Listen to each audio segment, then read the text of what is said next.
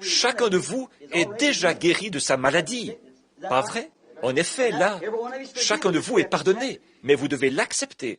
Chacun de vous est guéri, mais vous devez l'accepter. Maintenant, pour prouver qu'il est le même hier, aujourd'hui, éternellement, s'il se tenait ici, il ne pourrait pas vous guérir du tout si vous avez de l'incrédulité. Il vous faudrait le croire, tout comme il vous faut le croire en ce moment. Ce serait la même chose, forcément, vous voyez? En effet, il y a beaucoup de miracles qu'il ne put accomplir à son époque à cause de leur incrédulité. Pas vrai? Il y a beaucoup de miracles qu'il ne peut accomplir aujourd'hui à cause de l'incrédulité. Or, celui qui a pu prédire cela, c'était qui? Dieu. Celui qui a dit ceci, c'était qui? Dieu. Celui qui a fait cela, c'était qui? Dieu. Celui qui a dit où il y aurait l'ours, le cerf, le caribou et toutes ces autres choses, et les 7, toutes ces choses qui sont arrivées, c'était qui? Celui qui a dit ces choses, c'était qui? Christ, celui qui est en nous, qui prophétise lui-même à travers nous, qui se révèle, montrant qu'il est le même hier, aujourd'hui et éternellement. Qui a arrêté les vents? Qui a créé les écureuils? Celui-là même qui avait créé un bélier pour Abraham, qu'en son, il a appelé Jéhovah Jireh. Ces noms composés en rapport avec la rédemption s'appliquent toujours à lui. Il est toujours Jéhovah Jireh. L'Éternel peut se pourvoir lui-même du sacrifice. Maintenant, chacun de vous, je vous demanderai d'être profondément sincère en ce moment. Si vous croyez vraiment de tout votre cœur, il n'y aura pas une seule personne de faible au milieu de nous d'ici le moment où cette horloge aura avancé de 5 minutes. Il n'y aura pas une seule personne ici qui ne sera sur pied, rétablie, si vous croyez tout simplement. Pouvez-vous croire? Maintenant, voyons s'il va s'approcher de nous maintenant et se révéler, tandis que nous inclinons la tête. Seigneur Jésus, aide-moi maintenant, et je t'obéirai, Seigneur, de mon mieux. Pardonne mes péchés et mes offenses. Je fais cette prière au nom de Jésus. Amen. Maintenant, prenons ce côté, ici, quelqu'un dans cette section-ci. Croyez, ayez la foi, ne doutez pas. Quelqu'un qui ne me connaît pas, si possible. Je ne sais pas où va la vision. Il faut que je guette cela, simplement. Et si c'est ce qui se produit, alors vous saurez si c'est vrai ou pas. Croyez seulement et ne doutez pas. Et s'il le fait, allez-vous croire? Voyez, après tout ce qui a été accompli aujourd'hui, voyez, acceptez simplement votre guérison. Vous voyez? Dites, Seigneur, je touche maintenant Jésus-Christ. J'y crois. Maintenant, puisse le Dieu du ciel l'accorder. Celui qui est en vous, Christ, est plus grand que celui qui est dans le monde.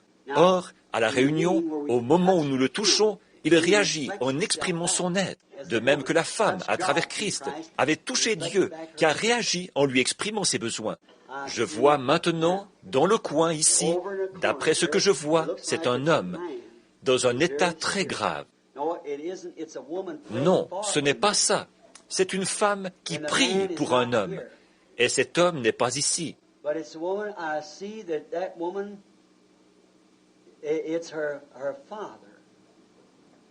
Mais c'est une femme, et je vois que cette femme, il s'agit de son père, et il se meurt du cancer, et il est dans un état très grave.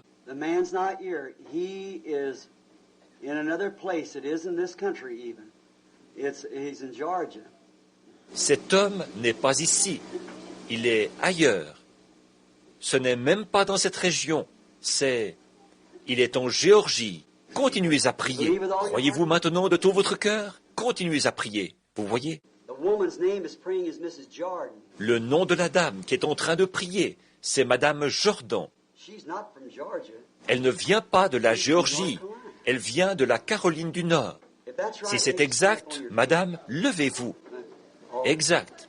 Absolument la vérité.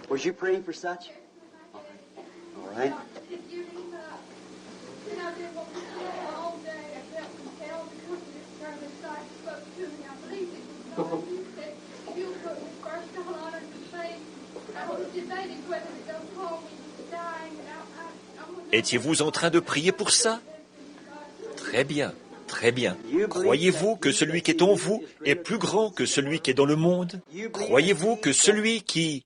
Regardez, voici quelque chose d'autre. Vous avez reçu une importante formation ou quelque chose dans vos jeunes années, parce que, d'après ce que je vois, vous êtes impliqué, ou bien vous faites partie de quelque chose en rapport avec le christianisme. Votre père, ou quelqu'un comme ça, est ministre, n'est-ce pas? Quelqu'un de votre famille, ou quelque chose comme ça. Votre mari, c'est ça. Je vois quelqu'un près de vous en train de prêcher l'Évangile, et vous étiez dans une église. Il vous était apparenté. Très bien, voilà. Or, cette dame, je ne la connais pas, mais Dieu connaît cette femme. Maintenant, avez-vous quelque chose dans votre sac à main, un petit mouchoir ou quelque chose d'autre? Très bien. Alors là, quand vous vous rasseoirez, posez vos mains sur ce mouchoir et ne doutez pas. Celui qui est en vous est plus grand que celui qui est en train de faire mourir votre papa. Croyez de tout votre cœur, et il vous sera fait comme vous l'aurez cru. Maintenant, je veux vous poser une question. Je ne connais pas cette femme. À ma connaissance, c'est la première fois que je la vois, je pense. Mais elle est assise là dans un état désespéré. Elle prie. Et le Dieu même qui a pu se retourner et dire à cette femme qu'elle avait une perte de sang est le même Dieu qui est ici, démontrant que celui qui est en vous a vaincu le monde. Vous croyez? Il vous suffit d'avoir la foi. Ne doutez pas. En parlant de cancer, je vois de nouveau cette ombre noire. Elle est au-dessus d'une femme qui est assise juste ici. Elle a un cancer de la gorge et elle est très mal en point. On a déjà prié pour elle et elle essaye d'accepter sa guérison. Madame Burton, si vous croyez, je ne connais pas cette femme, mais si vous croyez de tout votre cœur, en fait, la chose, laissez-moi vous expliquer ceci. Voici ce que vous essayez de faire. Vous avez perdu la voix à cause de ça, et vous essayez de prier pour que votre voix revienne. Pas vrai? Faites signe de la main, comme ceci. Or, cette femme m'est inconnue. Je ne la connais pas. La voyez-vous? C'est vrai. Là, la voilà. Voyez? Celui qui est en vous, la foi qui peut le toucher, est plus grand que celui qui est dans votre gorge. Vous croyez de tout votre cœur?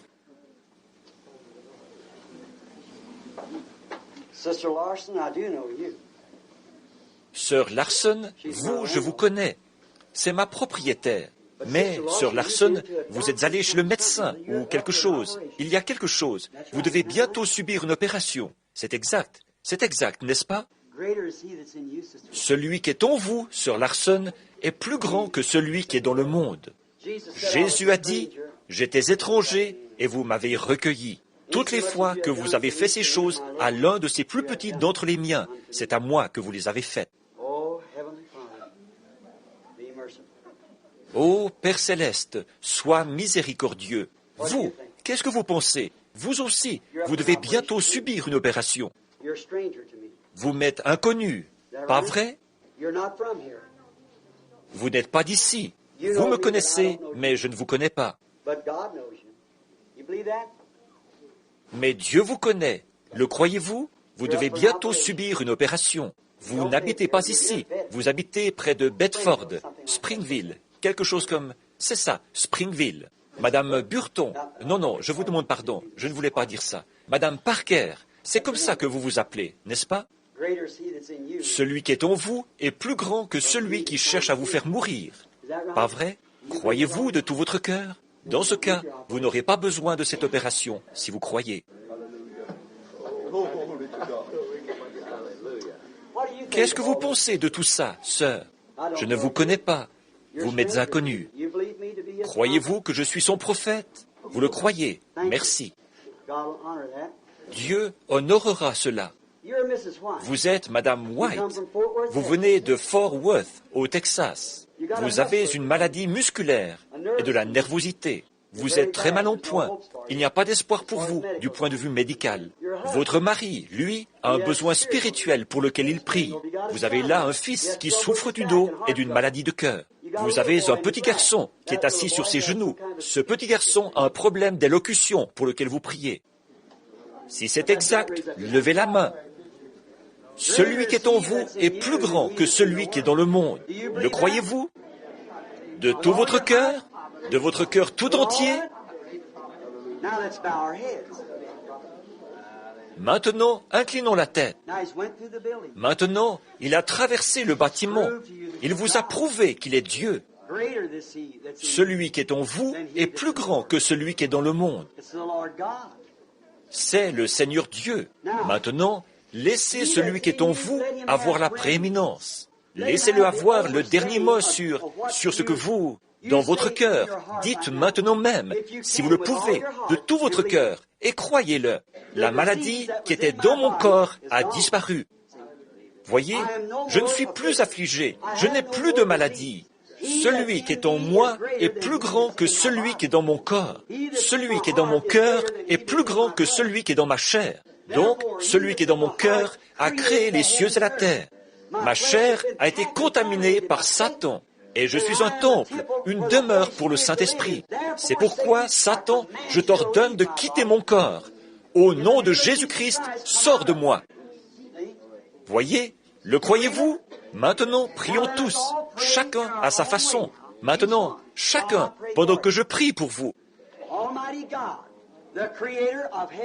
Dieu Tout-Puissant, Créateur des cieux et de la terre, Auteur de la vie, toi qui révèles les secrets du cœur. Tu as dit, la parole de Dieu est plus tranchante qu'une épée à deux tranchants. Elle discerne même les pensées de l'esprit. C'est pour cette raison que, quand la parole a été faite chair, celle-ci savait ce que les gens pensaient, alors qu'ils connaissaient leurs pensées. Il était la parole, et la parole connaissait les secrets de leur cœur. Et cette parole est toujours la même parole. Et ce soir, nous la voyons se révéler en nous après 2000 ans. En effet, il a écrite sur papier, et il est ici en train de confirmer, de démontrer qu'elle est vraie. Il y a des mouchoirs qui ont été posés ici. Il y a des malades partout. Je prie que le grand Saint-Esprit qui est présent, qui montre ces choses, qui annonce ces choses, et sans jamais faillir, c'est toujours exact. Ça ne peut pas faillir, pas une seule fois, puisque c'est Dieu qui éloigne ces mouchoirs de sa présence et guérisse tous les malades sur lesquels ils seront posés.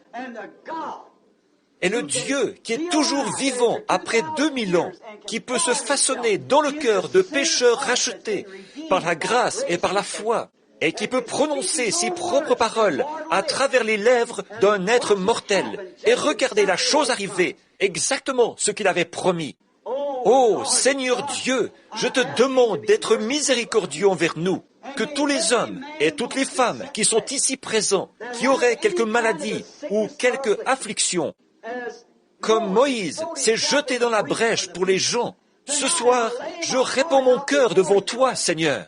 Et avec toute la foi que j'ai, ma foi en toi, que tu m'as donnée, je la leur donne, à l'exemple de Pierre qui a déclaré à la porte appelée la Belle. Ce que j'ai, je te le donne. Au nom de Jésus-Christ de Nazareth, lève-toi et marche. Et l'homme est resté boiteux et faible quelques instants. Mais pendant qu'il le soutenait, ses chevilles devinrent fermes. Et il est entré dans la maison de Dieu en sautant et en louant et bénissant Dieu. Tu es le même hier, aujourd'hui et éternellement. Et son apôtre a déclaré, ce que j'ai, je te le donne. C'était la foi. De même, je déclare, ce que j'ai, je le donne à cet auditoire. Au nom de Jésus-Christ de Nazareth, rejetez votre maladie, parce que celui qui est en vous est plus grand que le diable, qui cherche à vous ôter la vie. Vous êtes des enfants de Dieu, vous êtes les rachetés. J'ordonne à Satan de quitter ces gens. Puisse le Dieu qui a fait reculer cette tempête l'autre jour, le Dieu qui a fait cesser les vents et les flots, puisse-t-il veiller à ce que chaque maladie se retire de ces gens et que la puissance de Christ se manifeste dans leur vie à l'heure même. Puisse chaque pécheur se repentir. Puisse chaque personne qui n'est pas proche de toi se mettre en ordre à l'heure même. Qu'il en soit ainsi au nom de Jésus-Christ. Moi, en tant que votre pasteur, que votre frère, avec la foi que j'ai demandé à Dieu de la placer en vous. Je crois que je recevrai ce que j'ai demandé. Maintenant, si vous le croyez avec moi, avec la foi que j'ai, je vous la donne pour cette heure. Et maintenant, au nom de Jésus-Christ, le Fils de Dieu, rejetez votre affliction, votre maladie, et dites-lui, tu dois partir. En effet, vous avez votre foi, plus ma foi, de même que la puissance de Jésus-Christ, dont l'omniprésence est ici pour le confirmer et pour prouver qu'il est ici. Il vous rétablira en ce moment. Le croyez-vous, madame, vous qui êtes étendue sur ce lit de camp? Bien que vos muscles soient dans cet état-là, ce qu'ils appellent une sclérose et tout ça, vous pouvez marcher si vous essayez. Levez-vous au nom de Jésus-Christ. Aidez-la. La voilà qui marche. Vous croyez, n'est-ce pas? Tous les autres, levez-vous. Ses chevilles sont devenues fermes. Maintenant, levons les mains et donnons-lui la louange. Grand Dieu Jéhovah, au nom de Jésus-Christ, nous nous en remettons à toi pour la guérison. Amen.